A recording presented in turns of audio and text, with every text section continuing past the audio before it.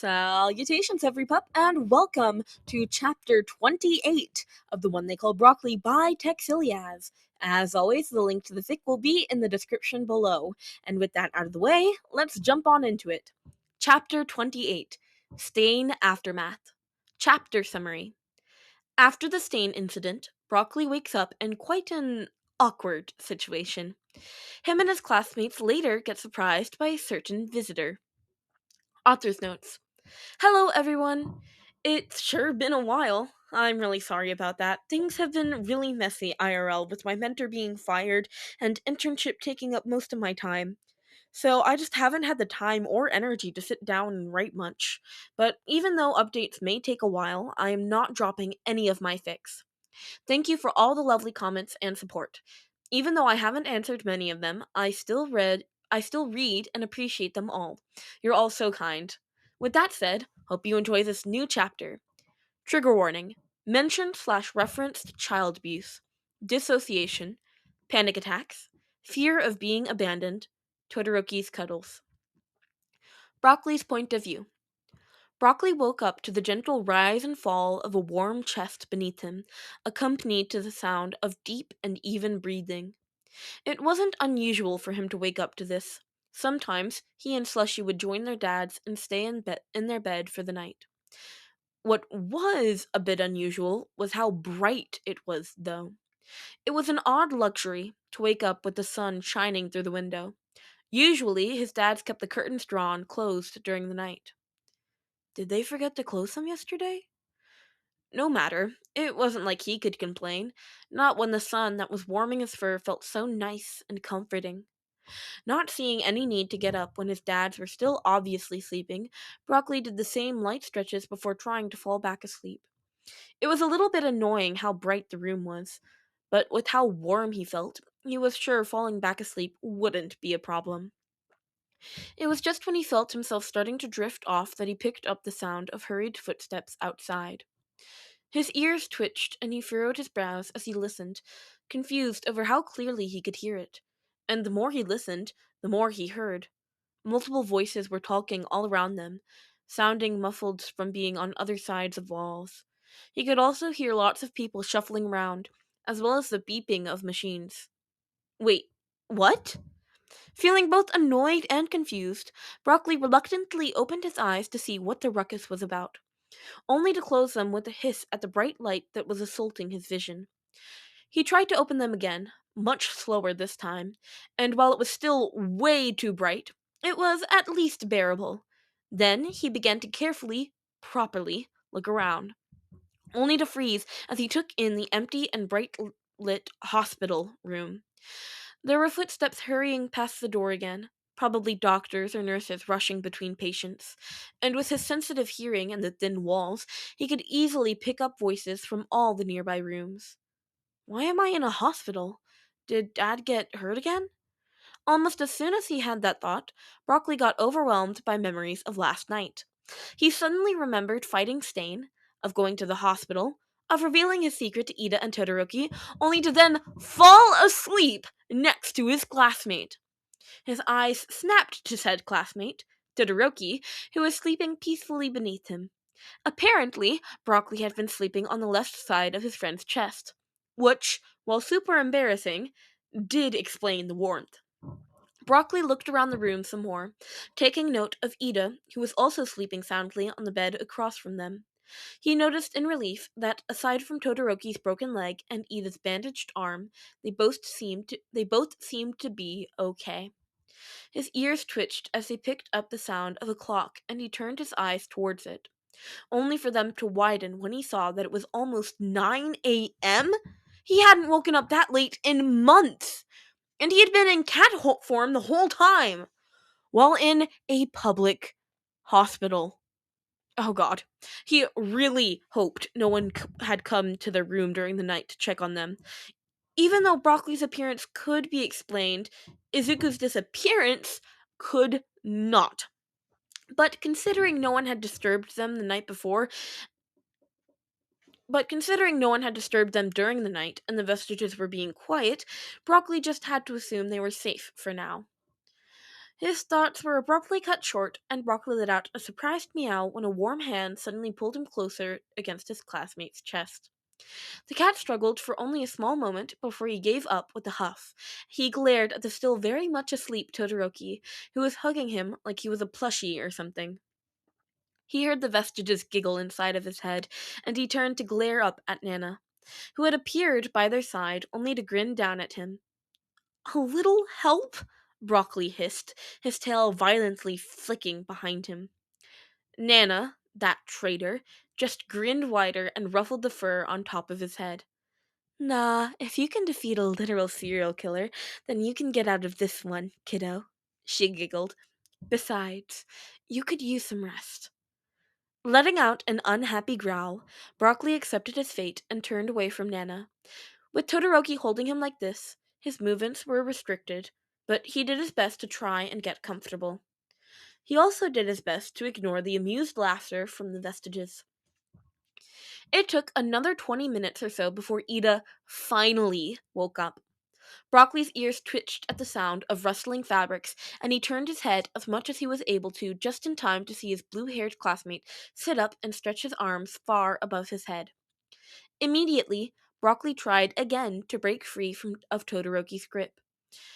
And when that failed, he let out a small meow to gain his other friend's attention. Ida startled at the sound of his meow and fumbled for his glasses. As soon as he put them on, he started to look around the room before his gaze finally landed on Broccoli. For a moment, all Ida did was stare at him. Then, his lips twitched like he was trying not to smile, and Broccoli glared at him as he realized Ida was laughing at him. To the boy's credit, he masked it well, covering his laugh by faking a cough and clearing his throat. Good morning, Midoriya," Ida chuckled, giving another very fake-sounding cough. "I see that you are still like that?" he asked, gesturing vaguely with his non-bandaged hand. Broccoli hissed at him and made a show of struggling against Todoroki's ridiculously strong grip. "Oh, right! I apologize. Here, let me just..." Ida sheepishly trailed off as he stood up. "Todoroki, it is past 9 a.m. You should really wake up. And let go of Midoriya, too," Ida scolded, shaking Todoroki's shoulder lightly. Todoroki sighed and grumbled something under his breath, but instead of waking up, he just hugged Broccoli even tighter. It took another shake of his shoulder before he blinked his eyes open and glared at the ceiling in confusion. "Oh good, you are awake," Ida said cheerfully, either ignoring or completely unaware of the glare that Todoroki shot him. "Now can you please let go of Midoriya? I believe he might be uncomfortable." At that moment, at the mention of Midoriya, Todoroki's eyes traveled down to the cat still being held hostage in his grip. For a moment, all Todoroki did was stare at him, and Broccoli started to grow seriously uncomfortable as he squirmed again to get away. That finally got Todoroki's attention, and his classmate let him go with a mumbled, "Sorry." As soon as he was free, Broccoli jumped back to his own bed and shook his fur furiously. He then proceeded to correct some of the fur on his head and neck, since everything felt even messier than usual. If Slushy was here, she would surely be aggressively grooming him for hours just for letting it get this bad. "So, when can you turn back?"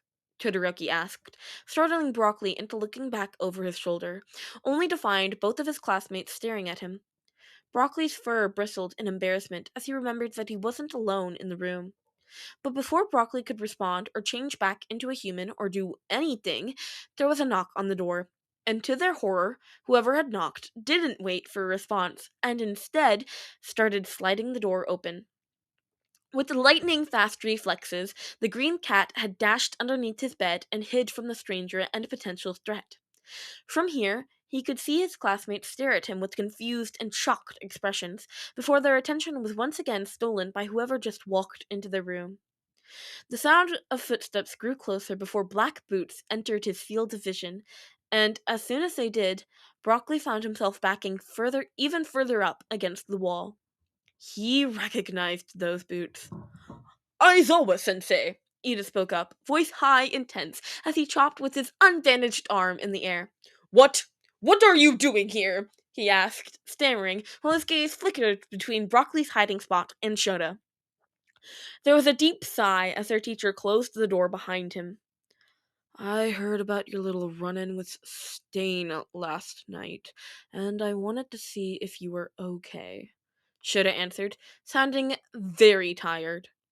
There was a pause before Shota continued. Where's Midoriya? He asked, his voice more tense than before. From here, Broccoli couldn't see what kind of expression his dad was wearing, but judging from the sound of his voice, he was probably not happy. His classmates both glanced down at the floor, meeting Broccoli's no doubt terrified eyes. They then glanced at each other. Ida looked torn, and a frown on his face as he seemed conflicted between telling the truth and keeping his promise to stay quiet. But Todoroki's gaze suddenly got cold and oddly determined. He's in the bathroom, Sensei, the dual-haired teen said easily, his voice calm and even as he turned to meet their teacher's eyes. At the unprompted and casual lie, Ida visibly sputtered. It was as if he couldn't fathom how Todoroki had so easily lied to a teacher like that. I see. I'll just wait for him here, then. There's something I need to speak to you all about. At the mention of him staying in their room, Broccoli internally freaked out, and he mentally cursed himself for putting himself in this situation. Why had his instincts made him hide instead of just turning back into a human? That would have been so much smarter, but no! Stupid Lizardbrain had to go and hide instead!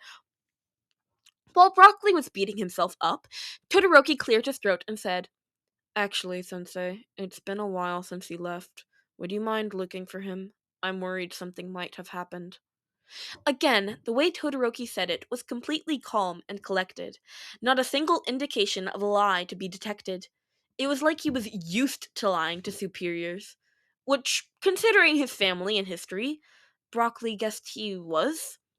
There was another pause, followed by a deep sigh. Fine. I'll do it. It wouldn't surprise me if he somehow managed to get in trouble on the way to the bathroom, Sensei grumbled under his breath. And Broccoli would feel offended if he didn't know it was true, and very likely that he would somehow manage that. Before leaving, Shota gave them both a stern, wait here. Then, without waiting for their response, he walked out and closed the door behind him, making all three of them let out sighs of relief. As soon as his dad left the room, Broccoli crawled out from beneath the bed and changed back into a human.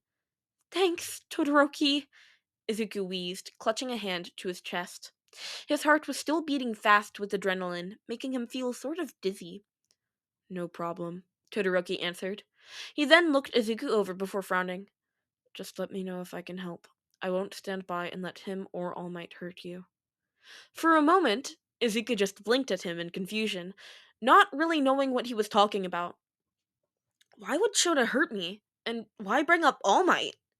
His thoughts trailed off, and Izuku's eyes widened as he remembered how Todoroki had believed that he was the adopted son of Eraserhead and All Might. Does he still think they are my dads? I thought he would let that go by now. They're not, that's... Izuku stuttered, shaking his hands furiously in front of him as he tried to find the right words to say. In the end, he managed to blurt out a shrill, They're not hurting me! Todoroki didn't look like he believed him, but let it go nonetheless. Meanwhile, Ida was frowning, a thoughtful look on his face. It was at that moment that Shota returned with a scowl on his face. Almost immediately, his gaze landed on Izuku, and the man went from looking upset to surprised to downright furious. Where have you been? His teacher demanded, closing the door behind him with just a little bit of more force than necessary, causing Izuku to flinch from the loud sound. The bathroom, Sensei? I just got back, he answered shakingly, hands tightening into fists at his sides and doing his best not to hunch into himself under that stern gaze. How come he had managed to face and defeat a literal serial killer, and yet he found the thought of disappointing his dad, teacher, this much more terrifying? There were suddenly hands touching him, and Izuku was surprised when he glanced behind him to find that the hands didn't belong to the vestiges. Instead, they belonged to Todoroki and Ida. Todoroki was sitting up in his bed and had laid a cold hand on top of Izuku's own, while Ida's was standing by his side, a hand on his shoulder, and they were both frowning at their teacher. Uh-oh. At least they didn't have to say anything before Shota noticed how much Izuku was trembling, and as soon as he did, something close to regret flashed behind the man's eyes. Shota took a deep breath before he lowered his voice into something much more gentle. "I'm sorry for raising my voice," he said, pausing as he looked all of his students over. After a moment of consideration, Shota pulled one of the chairs closer and sat down, facing his students. Izuku was quick to follow suit, and he sat down next to Todoroki on the dual-haired boy's bed, still shaking slightly, but not nearly as bad. Ida sat down on his other side, still looking between them with a worried and confused frown on his face. Shota cleared his throat and leaned back in his seat. "Now that you're all here, I need to talk to you about something. I normally wouldn't encourage this sort of behavior, and doing something as dangerous and reckless as going after a serial killer would easily lead to immediate expulsion." Both Izuku and Ida flinched at the mention of expulsion. The only one not flinching was Todoroki, who just looked more and more pissed as their teacher spoke. "That being said," Shota continued, shooting Todoroki a glare just as the teen opened his mouth to protest, "I also feel like you probably understand that and have been punished enough. Therefore, UA will not be giving you any punishment." They all stared at him in surprise, but before any of them could relax, the man was already continuing, this time shooting Ida a quirk-induced glare. "However, do something like this again, and I will expel you. No going off fighting villains on your own. You will also all have to see Hound Dog when school starts. That is non-negotiable. Is that clear?" "Yes, Sensei!" They all answered in unison, too terrified to even dare say anything else. At least, in Izuku's case. Shota gave them all an approving nod. "Good. The police will arrive later today and take proper statements from you all. Your internships will get cut short, and you will go straight back home after getting discharged." Their teacher stood up and gave each of them one more stern look. When his eyes landed on Izuku, he paused and seemed to consider something. "Midoriya, a word, please," Shota said, his voice and face carefully blank. Izuku tensed at being singled out, but stood to follow Shota anyway. "Why can't you speak in here?" Todoroki called out, shooting Shota a glare that was ice cold. The man paused and raised an eyebrow at the teen. "Because it's private," Shota answered matter-of-factly. "Midoriya, hallway. Now," he said to Izuku, voice leaving no room for argument. Izuku gave his friends a wobbly smile before he rushed out of the room to follow their teacher. They walked in silence for a while before they arrived at a small meeting room. Once there, Shota ushered him inside and closed the door behind them. As soon as the door closed, Shota turned to face him, and Izuku couldn't help but flinch back. "Are you all right, kid?" Shota asked, voice surprisingly soft. The question was not what he had expected at all, but Izuku looked up at Shota in surprise. What?" he asked quietly, before he realized that wasn't an answer, and he blushed and tried again. "I mean, yes, yes, I'm fine. Barely got injured at all during the fight." Shota was giving him that look. The one that said he really didn't believe him, but had no evidence to prove otherwise. Izuku really hated that look. "That's good to hear. Both me and All Might got your message and location last night. We got worried when you didn't answer, even more so after we learned about the fight with Stain and that you were in the hospital. Care to explain what happened to your phone this time?" "Oh, it might have died. I haven't exactly checked it since we got here, and the battery was pretty low last time I checked. Sorry," Izuku answered quietly. Shota pinched the bridge of his nose and sighed deeply, making Izuku hunch into himself even further. He sounded so tired and annoyed. Midoriya, kid. Most of the time, I have to tell students to put their phone away, but you have the complete opposite problem, Shota groaned. Please make sure we can reach you from now on. In an emergency, your phone is the only connection you have to potential life saving help. I'm sure you know that after last night. I know, Izuku said softly, ducking his head as he felt tears well up in his eyes. I'm sorry. I'll try to do better. Shota sighed again, and they stood in silence for a while. Izuku didn't dare look up at his teacher. How had he managed to mess up so badly? His first internship, and he had completely ruined it. There was suddenly a hand on his head, ruffling his hair. Izuku startled, when he looked up, he found Shota frowning at him. He almost looked sad. You did good, the man said gently, making Izuku's eyes widen. Just please be more careful. And don't do that again. You seriously gave both me and All Might a damn heart attack when we couldn't reach you. Izuku hiccuped back a sob, and he quickly ducked his head and wiped away the tears that were starting to fall. "R- Right, sorry, Sensei," he hiccuped, face turning red in embarrassment from how pathetic he was being. Shota didn't comment on his crying, though.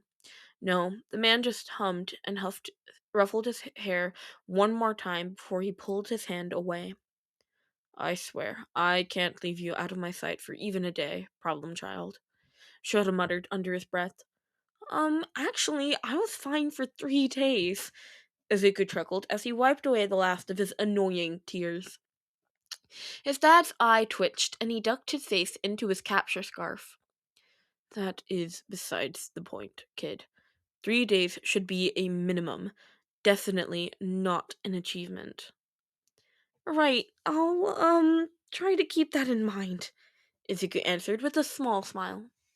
By the time they headed back to the room he and his classmates were staying in, Izuku was feeling a bit better. He glanced down at the much bigger hand next to his, wondering what it would feel like around his own. His eyes then traveled up to Shota. The man was staring straight ahead as they walked, a frown on his face. Straightening up, Izuku shook his face and did the same, making sure to keep the same pace as the hero as they continued to walk in silence until they reached the room. Once there, Shota bid him goodbye and told him to contact him if he needed anything. With a smile, Izuku lied, promised to do that, and waved his teacher goodbye, only letting his smile slip from his face once the man had rounded the corner in the hallway and disappeared from view. To Izuku's mortification, Todoroki was oddly protective of him when he got back. His eyes would scan Izuku for any injuries, and even after trying to convince him that he was fine, the boy still muttered something about emotional damage and would keep staring at him. At least Ida was a bit more discreet with this worry. But it seriously annoyed Izuku that they would even worry about him in the first place. Especially about someone like Shota hurting him. He's not hurting me! But you are scared of him, correct? Ida asked with a frown. I'm not. Izuku suddenly cut himself off, the words dying on his tongue. He wasn't scared, right? Todoroki raised an eyebrow, and Izuku sighed as he pulled his legs up on the bed and hugged them against his chest. I'm not scared of him, he repeated. I'm just scared of losing him, I guess. My family, my old one, they weren't that great, but my new one is, and I don't want to risk losing that. You're adopted? Ida asked, eyebrows raising all the way to his hairline. And wait, you mean to tell me you are actually Aizawa sensei's child? I thought that was just baseless rumors. Izuku glanced to the other side of the room, where Nana was keeping watch out of the window of the door. Upon feeling eyes on her, the hero turned to give him an encouraging smile and a small wave. He hesitantly turned back to his friends. If it had been anyone else, then he could have probably played along with the whole adopted family story. But Izuku was well aware of Ida being Tensei's younger brother, and he knew how close the Ida family were to his dad's. so he'd have to tread carefully from here. It's complicated, Izuku eventually settled on. It's not, actually official either, and also extremely secret, so please don't approach Aizawa or anyone else about it. I mean it, no one can know. And don't tell anyone about my quirk either, please. I won't, Todoroki answered without a moment's hesitation, eyes dead serious as he cut off Izuku's frantic rambling. I I am a bit surprised, Ida said thoughtfully. But even though I might not understand, I promise not to pry into your private life. And I won't talk about it with anyone else. You have my word. Letting out a deep breath he hadn't even noticed he was holding, Izuku smiled at the two of them. Thank you. Heads up, kiddo. The cavalry's here, Nana called out from the door before she floated over to stand next to Izuku's bed. Not even a moment later, there was a knock on the door, and in walked the head of police, followed shortly by their mentors, minus a certain flaming bastard. They were told basically the same thing as what Aizawa had told them before, but they were also told that, while the students wouldn't be punished, Manuel and Gran Torino would lose their right of accepting interns for the next year, which felt incredibly unfair. But what felt the most unfair was that the only mentor not losing anything was Dehor of all people, and he would also apparently get all the credit for Stain's defeat! And while Izuku didn't care much about getting the media's attention, in fact, he'd prefer not having his face plastered all across the news, but he wasn't the only one being affected. He glanced over at Ida and Todoroki. The blue-haired teen looked upset, frowning down at the bed and gritting his teeth. And Todoroki, his face was perfectly blank. Todoroki? Izuku started to say, only to get cut off by Todoroki suddenly smiling. He's gonna be so mad, Todoroki whispered. He's gonna get credit for something we did. He's gonna hate it. His voice was so quiet, it was a wonder Izuku could even pick it up. And the longer he spoke, the bigger his smile got, like the mere thought of pissing off his dad was enough to bring him joy. Good for him? The adults continued talking, even thanking them for defeating Stain. Which, okay, while Izu didn't care about the media's attention, he had to admit that it did feel pretty good to be thanked for doing something. Just as they were about to leave, another police officer knocked on the door, and Izuku perked up when he recognized him to be the detective Tsukuichi. Him and the chief were talking quietly about something before the chief nodded and turned back to them. I will leave now. Thank you again for your bravery. I hope to see you continue to grow as future heroes. Him and Tsukuyoshi were turning to leave, and Izuku quickly found himself stumbling to his feet to run after them. Tsukuyoshi-san, could I speak to you for a moment? He blurted out, jogging up to the detective. Tsukuyoshi looked surprised for a moment, and glanced over at Gran Torino, who shrugged. Did the two of them know each other?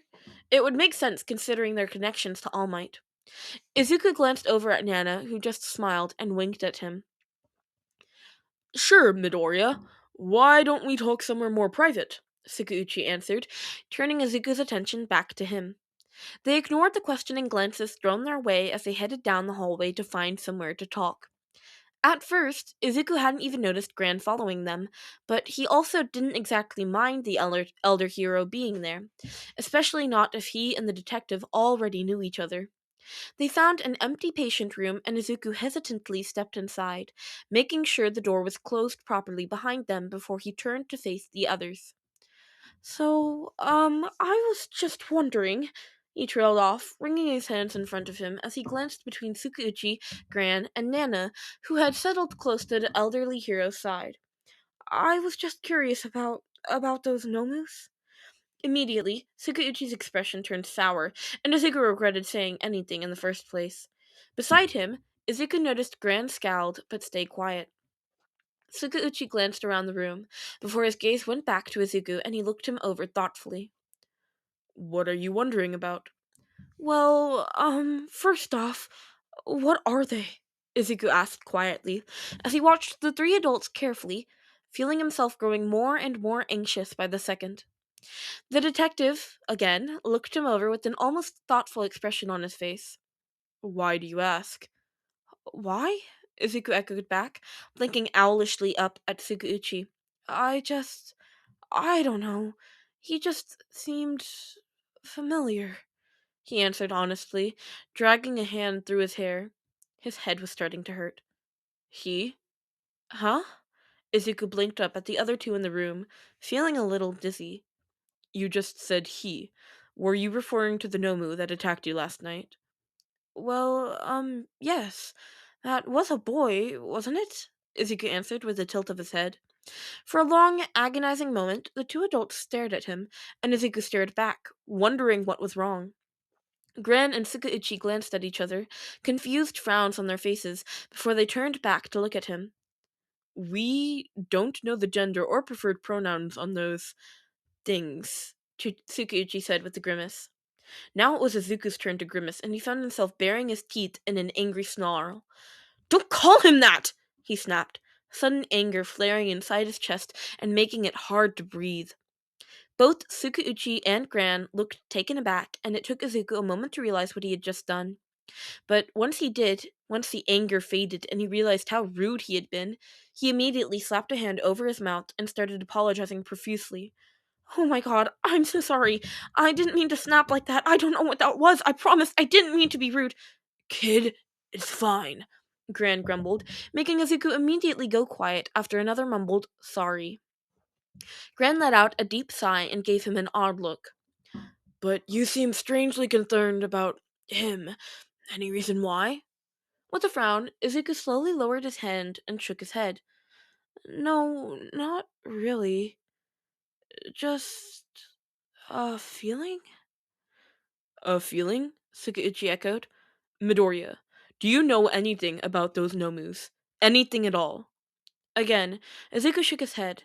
His brain was feeling a bit fuzzy from the movement and the loud static that was slowly growing in volume in his ears. There was something. Some weird moving mist of colors and lights and pain.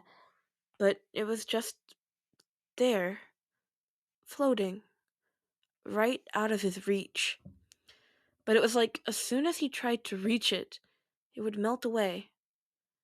I don't know anything about them, he answered quietly, tongue feeling heavy in his own mouth.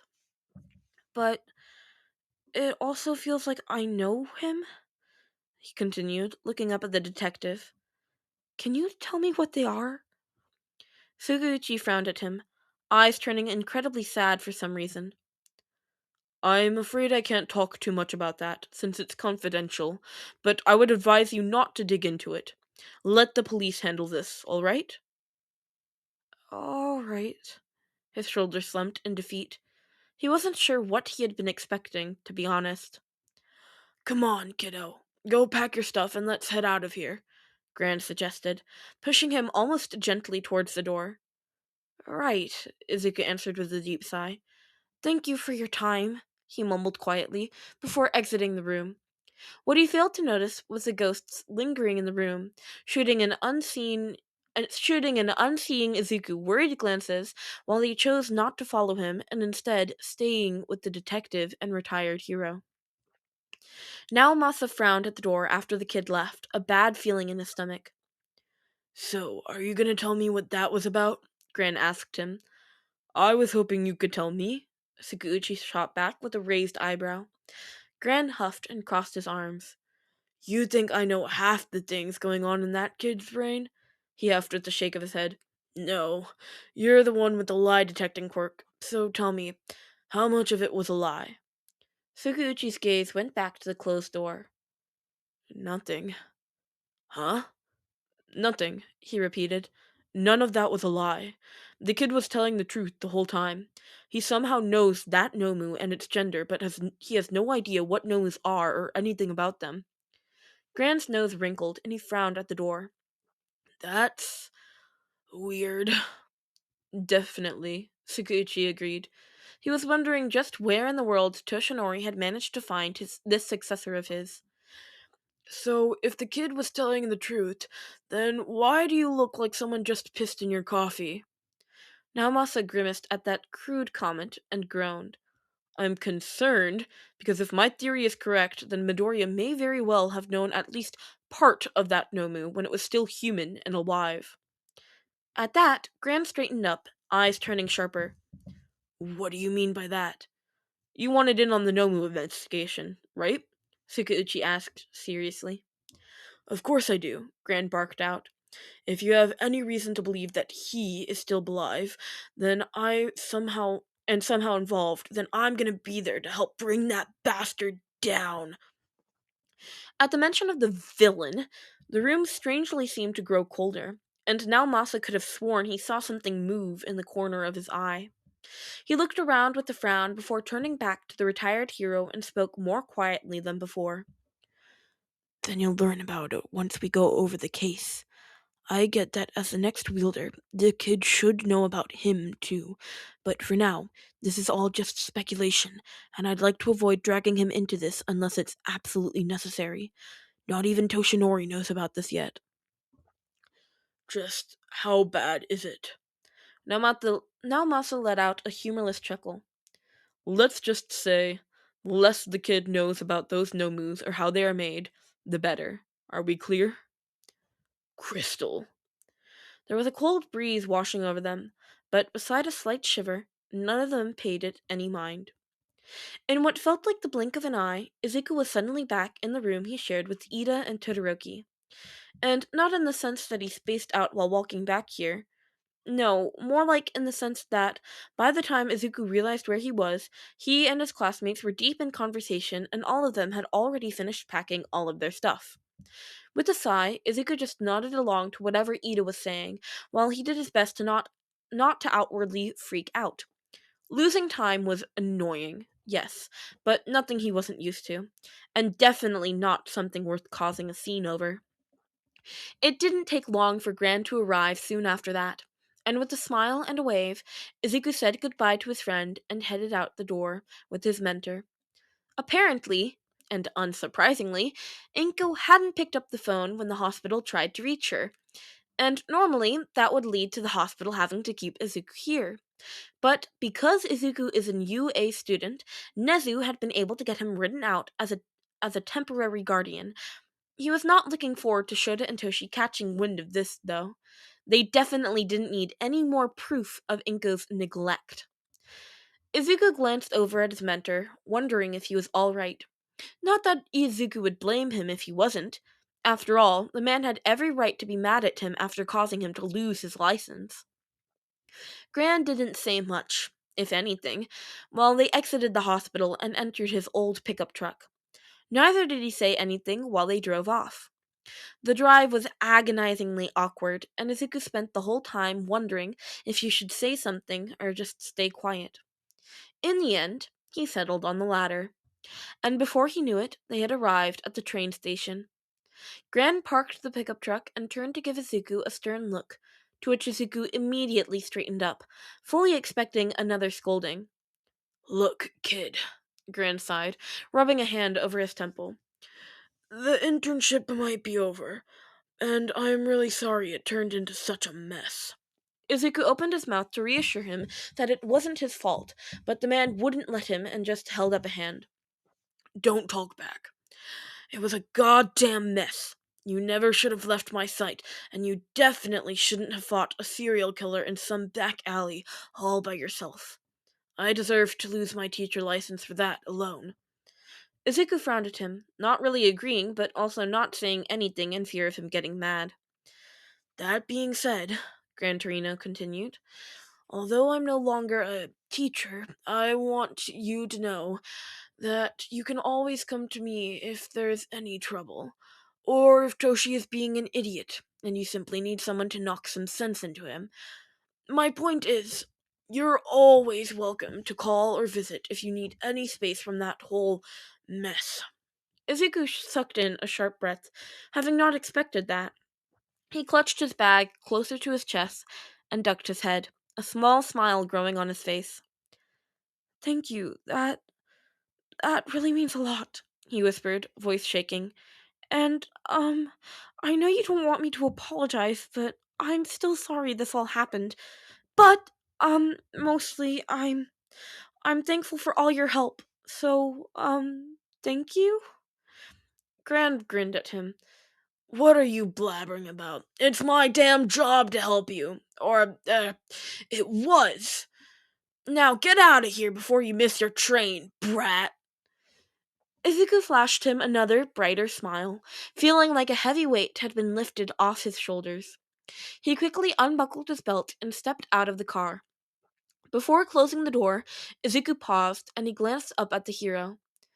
You should come and visit us sometime. It would be fun for us to hang out. Like a family? That had Gran bark out a surprised laugh, and he smacked the wheel in front of them. Oh, I bet Toshi would love that, he laughed. Sure thing, kiddo. I'll make sure to come by and visit someday. Now get lost and try not to get attacked on the way back.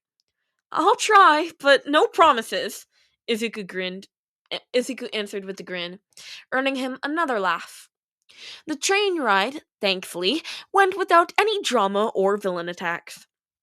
Once back in Musatafu, Izuku took a moment just standing on the platform, wondering where he was supposed to go from here. Between living with Gran, being stuck in the hospital with his classmates, and just overall sharing a body with 7 ghosts, it had been a long time since Izuku was alone. And sure, he wasn't technically alone, since he always had the vestiges with him, but for some strange reason, they had gone quiet for a while now. Come to think of it, Izuku had Izuku seen or heard from them since he went to talk with the detective? He could still sense them, but they seemed to have retreated back inside the quirk for some reason, carefully sealing away whatever conversation they were having so Izuku wouldn't be able to hear. Heck, the only reason Izuku knew they were still there was because of the buzz in his head and the occasional emotion that would leak through their bond. And none of those emotions were exactly positive. Izuku knew that he could always call out for them, and they would probably show up in less than a second. But to be completely honest, Izuku wasn't really sure if he wanted to talk to anyone right now. The quietness in his head just felt sort of nice. And yet, at the same time, he felt so lonely. He missed his dads, missed Nezu, he even missed Gran Torino already. It really wasn't fair that his internship had to be cut short. Wasn't fair for his mentor to be punished for something Izuku had done. But it was what it was. And now he was alone. Abandoned. Again. There was no doubt in his mind that Nezu knew about what had happened. He could probably head over to UA and spend some time with him. But should he really go and bother the mammal? He kind of wanted to go home, but it was still afternoon, and Broccoli never got home that early in the day. It would look weird. Another train arrived at the station, filling the platform with people rushing from the many carriages. Deciding he couldn't just hang out at the station all day, Izuku headed over to his old storage in the local park. That way, he could at least drop off his school bag and hero costume somewhere semi safe until school starts back up on Monday. Once that was done, and with nowhere else to go, Izuku found himself wandering around the city, no real goal in mind. He walked and walked and walked until he eventually found himself arriving at the beach where he sat down in the sand and stared out into the ocean. Despite having walked for what felt like hours, the vestiges had yet to show themselves or even mutter a single word. He looked around the beach, just to be sure, but none of the ghosts were out, which was a bit odd considering they all seemed to enjoy their newfound freedom. Normally, one or more would be out and explore their surroundings. He could almost imagine Nana watching the waves or Diagoro curiously following after the seagulls hanging around. But instead, all of them were still hiding somewhere far inside the quirk. And Izuku couldn't help but wonder what might have set them off. Were they mad at him? Was it something he did? He really hoped that wasn't the case. But it also would make sense, considering he had lost some time earlier. The thought of having hurt them had him shudder, and he hugged his knees close to his chest. They had promised to let him know if he ever did anything odd, so surely they would tell him if he did something like that. right? Not wanting to bother them when they were already clearly upset, Izuku decided to leave them alone and give them some space. The beach was empty except for a few couples and one family further away. Izuku found his gaze lingering on the family, a pang of longing shooting his heart. He wondered what his dads were doing right now. Toshi was probably fretting over how he had nothing to do. He was always so restless nowadays that his time with All Might was getting shorter. And Shota was probably taking a nap before he would need to head out for patrol later, with Slushy most likely napping right beside him. I wonder how Shinso's internship with Shota is going, Izuku thought, resting his chin on his knees as he stared out into the ocean. It was probably going fine. Definitely better than Izuku's internship, that was for sure.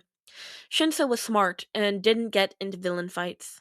Neither did he have a quirk that constantly broke his body. Shota must be happy at having a useful student like Shinso around instead of me. Noticing where his thoughts were heading, Izuku quickly shook his head. He tried to focus on his breathing and on what he could see and hear around him right now, focusing on the sound of the waves and the sight of seagulls flocking around the family and asking for food. Eventually, he felt the panic settle into something he could control, and he let out a sigh of relief.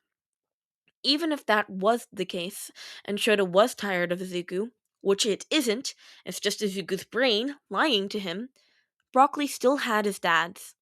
That's right, nothing could take that away from him. He smiled at the thought of arriving home again after so long. It had been 5 days since Broccoli had been home, and he had missed his family so much. And, as selfish as it might sound, he sort of hoped that his family had missed him too.